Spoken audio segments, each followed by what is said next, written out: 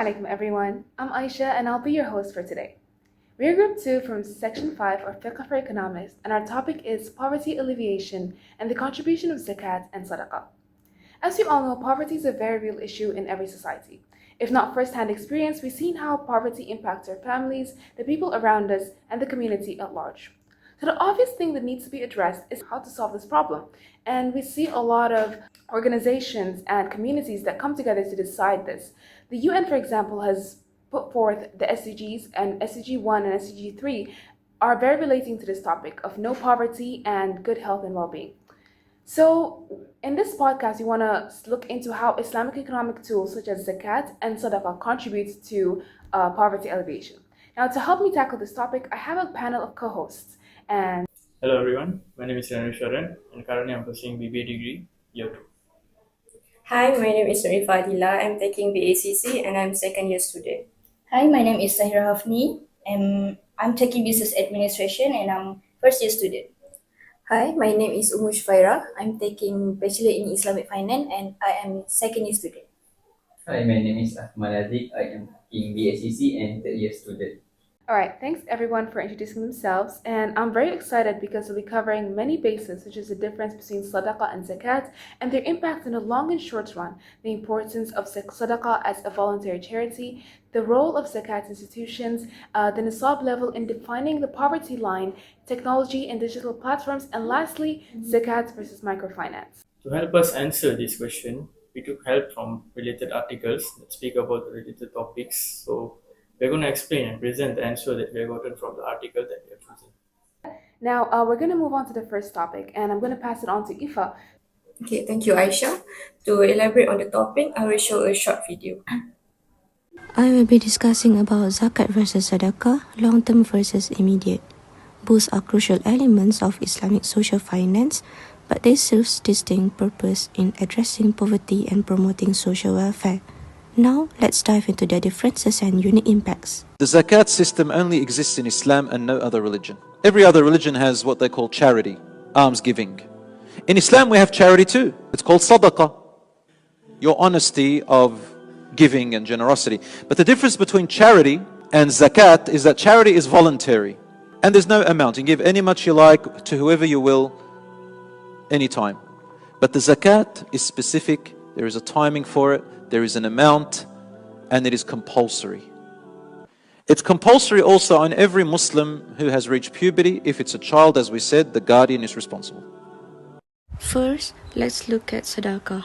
Sadaqah is a voluntary act of charity and is characterized by its flexibility. Unlike Zakat, there is no fixed amount or target.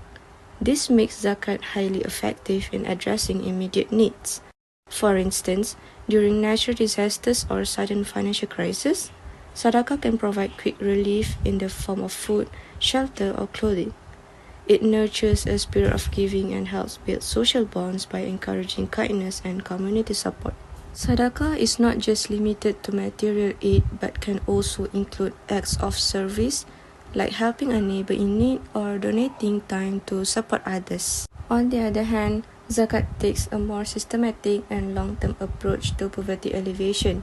As one of the 5 pillars of Islam, Zakat is an obligatory charity for eligible Muslims, requiring them to donate 2.5% of their wealth annually. The primary focus of Zakat is to empower the poor and transform them into self-sufficient members of society. Okay, so to summarize, Sadaqah addresses immediate needs by offering flexibility and quick relief, while Zakat provides a structured long-term solution to poverty by redistributing wealth and promoting self-reliance. Both complement each other, ensuring that short-term crisis and long-term development are effectively managed. Thank you. That was really interesting that Sadaqah and Zakat contribute to the immediate and long term. Agreed. I really thought that was very insightful. And now we're going to move on to the next topic. Okay. Thanks, Aisha, for giving me this opportunity. So I will explain how can Sadaqah be a voluntary charity, the way you can give Sadaqah, and what is important and the benefits. Sadaqah is a voluntary act of charity that goes beyond just giving money. It can be done through acts of kindness like helping someone, smiling, or simply removing obstacles that block the way. Unlike zakat, which is obligatory and fixed, sadaqah is flexible. You can decide how much, when, and how to give. This allows everyone, regardless of their financial situation, to contribute. Sadaqah has many benefits. Spiritually, it helps clean sins, bring us closer to God, and provide protection in this life and afterlife. Socially, it plays a key role in addressing help for those who are in need. It is not just about helping others, it also helps the giver feel fulfilled, knowing they are contributing to a better world. However, receiving charity can sometimes make people feel ashamed or embarrassed. Focusing too much on the giver's kindness can overlook the negative emotion experienced by the receiver. It is important to also understand and respect the feeling of those who receive charity, as they may feel excluded or humiliated. In Islam, giving is seen as a duty, and the receiver only needs to express gratitude, which creates a balanced and respectful relationship. Sadaqah is more than just a charity. It's a way to build stronger communities, improve relationships, and grow spiritually. Thanks for explaining. So I think that's a very elaborate explanation. So I can strongly agree that Sadaqah is a powerful tool to purify our heart and help our community. Now we're going to move on to our third speaker, and she's going to explain to us the role of zakat institutions in alleviating poverty. I will continue with the role of zakat institutions to alleviate poverty in this modern world. The contribution of zakat day by day, year by year become more competent. Even though there are many improvements, but they are still lack to alleviate poverty. In this modern era, zakat institutions play an important role to change and arrange what the best solution to alleviate poverty. Based on the article, author provide a few productive distribution. Firstly, business capital assistance. Zakat institution provide capital among the poor are staff and needy to help them grow a business under the economic development. These two entrepreneurs receive a capital from zakat institutions, also a tools for business. Second, zakat institution provide business tools. Lembaga Zakat Negeri Kedah provide a business equipment through HSS. This entrepreneur receive a freezer for her business, which help them to provide juice, also ice cream. Next, zakat institution provide salary from a job given. A zakat institution established a staff tailoring center. From the center, for who those have skills can improve their skills at the center and will get payment based on orders they receive. Last but not least, after all the change and improvement made by zakat institution, they monitor all the activities and business to ensure recipients keep committed in doing their business. Instead of give them directly, zakat institution play an important role to change from short-term to long-term solutions that very important to alleviate poverty in this modern era. It is great to see how zakat institution can adapt their distribution of zakat over time while still adhering to the established conditions. Now I'm going to bring it back to the floor, and I want to discuss about Nisab and the poverty line. And to do that, I'm going to take help with a video that I'm going to show you guys here. The current measure of poverty in Malaysia is the PLI, or the poverty line income. And this is a measure that solely focuses on income of a person to determine if they are poor or not. For example, in 2007, the measure was 700 ringgit, and anyone who earns below this amount was considered as poor. However, this measure is very single-dimensional as it only focuses on income and does not take into account the disparity between rural and urban areas, gender-specific issues, as well as the quality of life of those in poverty. Therefore, this article proposes that we use a new measure known as LT5 paradigm that takes from the Nisab level of Islam. It also inculcates teachings from Maslahah or Maqasid al-Sharia to come up with 3 different categories to divide people's needs into. The first of which is the fundamental needs, which includes things that fundamentally is needed to survive on a day-to-day basis, which includes sustenance, nutrition, hydration, and so many more. Secondly, sufficiency for income generation, and this is concerned with improvements in income and a person's economic level. Lastly, it's the comfort of living, and this concerns with improvements in your life, well-being, and so many more. Wow, I never thought that the very way we measure poverty can be used to marginalize to some people. Same here, I think the Islamic model provides a more holistic measure. I'm glad you guys think so. And now we're going to talk about the role of technology and zakat. Thank you, Sister Aisha. So now I will be explaining on how the technology nowadays can contribute to help us in collecting zakat. The adoption of technologies such as mobile banking, internet banking, and online payment system is significantly enhancing the efficiency and transparency of zakat collection. These technologies streamline processes, leading to faster and more accurate transactions, while reducing the administrative burden on zakat institutions. Technology provides real-time tracking and reporting of zakat funds, increasing transparency and helping to build public trust. Donors can see how their contributions are being utilized, ensuring that their monies are being managed efficiently and transparently. Enhanced transparency and efficiency lead to a higher satisfaction among zakat payers. They can be assured that the funds are being managed properly and reaching those in need. Blockchain technology in particular ensures the integrity of transactions by making them secure, transparent, and immutable. This technology can be used for digital wallets in zakat payments, hence addressing issues of integrity, transparency, and trust among stakeholders. Technology also make it easier for people to pay zakat through various online platforms, mobile apps, and internet banking. This increases the number of zakat payers and overall amount of zakat collected for the year.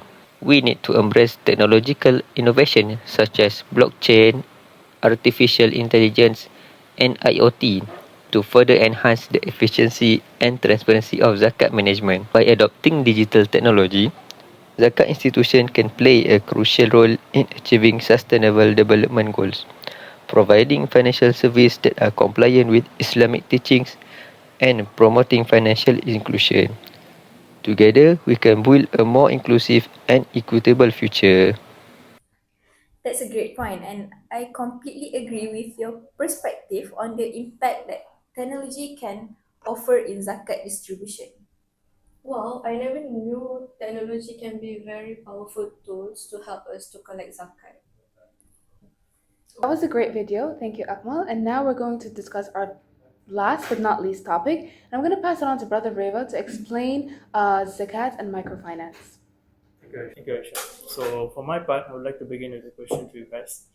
So, what do you guys think about the comparison between the conventional microfinance and the zakat? Do you guys think that zakat is better than conventional microfinance or vice versa? Personally, I know zakat is better than microfinance, but I don't know on what basis it's advantageous. So yeah, that's going to be the objective of my video and my research question. So I'm going to provide a video that explains on what basis zakat offer advantages over the conventional microfinance. Hey, what's going on? You look pretty worried. I'm stuck. Should I apply for a microloan or try to get zakat funds? I don't know which is better. Oh, that's a common confusion. I've done a research, read up confusion like this. So, microfinance, even though it's good, it comes with certain obligations, such as you must do the repayment of the loan that is taken, and it also comes with an interest. This can be a bit more burden for those who are already struggling. But on the other hand, zakat is an entirely different thing. Different? How?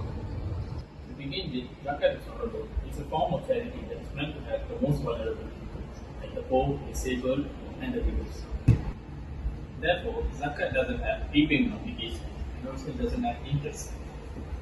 Zakat is designed to cover the basic needs and also empowering people to become self-sufficient. So basically, zakat is not about giving out money, but it's about rebuilding people's life holistically. So can I just apply for zakat? How does it work?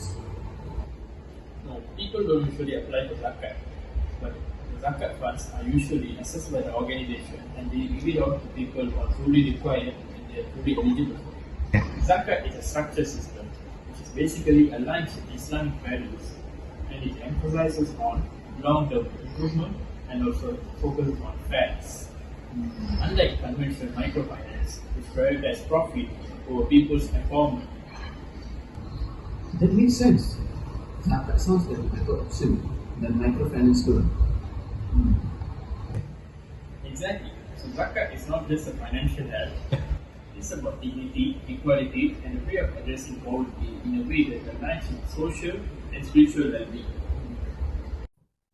I think now I'm clear on this comparison. Thank you. Yeah, that was a great video. In conclusion, zakat and sadaqah can be mobilized to address society's basic needs, reduce economic disparities, and fund economic development initiatives. Sadaqah is more than just helping people. Sadaqah has a lot of benefits, including social harmony and reducing economic disparities, as well as helping your spirituality grow. Zakat institutions indirectly help alleviate poverty by addressing and making tools and resources for long-term economic stability.